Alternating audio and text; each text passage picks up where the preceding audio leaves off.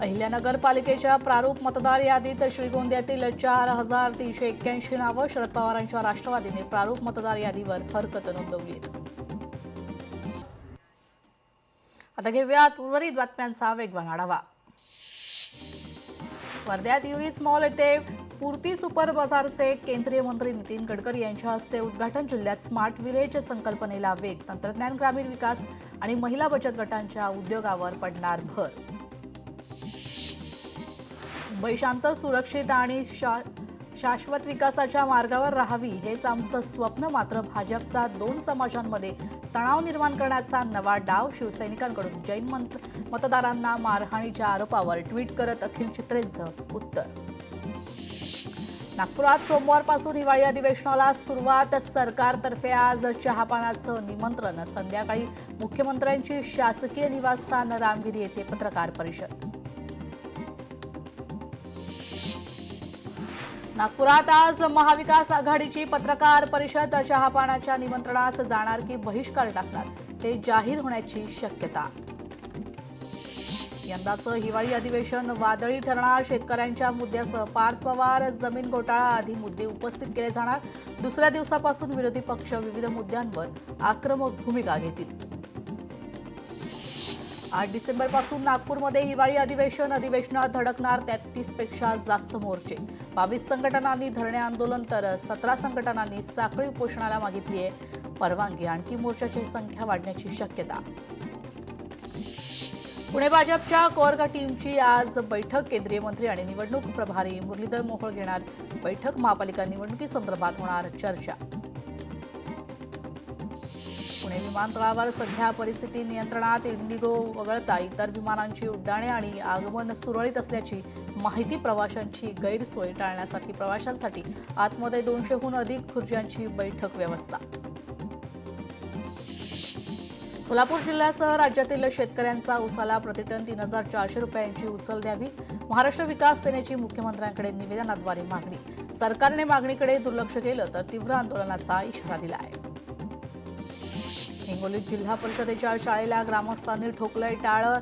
शिक्षकांची बदली रद्द करण्याच्या मागणीसाठी ग्रामस्थ आक्रमक. शाळेत केवळ 2 शिक्षक, त्यातील 1 शिक्षकाच्या बदलीला ग्रामस्थांचा विरोध.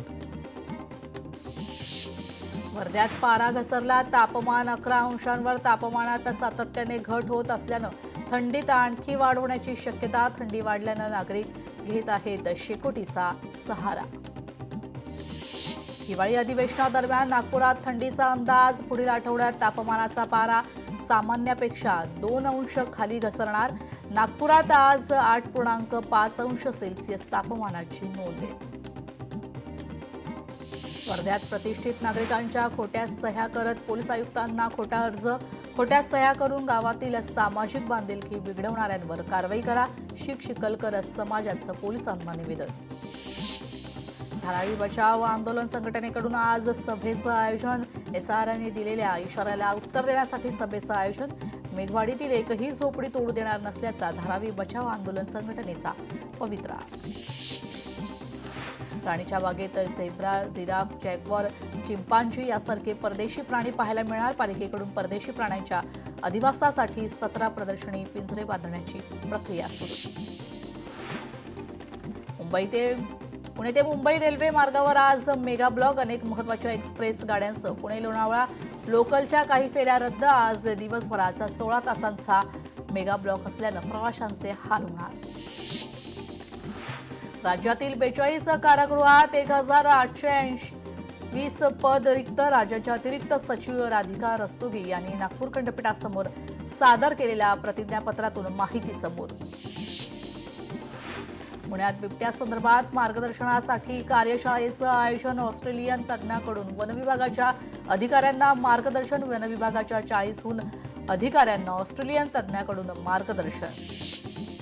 आज एम पूर्व आणि एम पश्चिम विभागातील काही भागांचा पाणीपुरवठा बंद राहणार. जलवाहिनीवरील गळतीच्या दुरुस्तीसाठी काम करणार. घोडबंदर महामार्गावर आज अवजड वाहनांना प्रवेश बंदी. शनिवार मध्यरात्रीपासून रस्त्याच्या मजबूतीकरणाचं काम सुरू. मार्गावर मोठा पोलीस फौजफाटा तैनात. मुंबईत थंडीचा कडाका पुन्हा वाढणार. येणारा आठवडा थंडीचा कडाका घेऊन येणार असल्याचा अंदाज. मुंबईसह राज्यात पारा 13 ते 6 अंश सेल्सिअस पर्यंत खाली येण्याची शक्यता.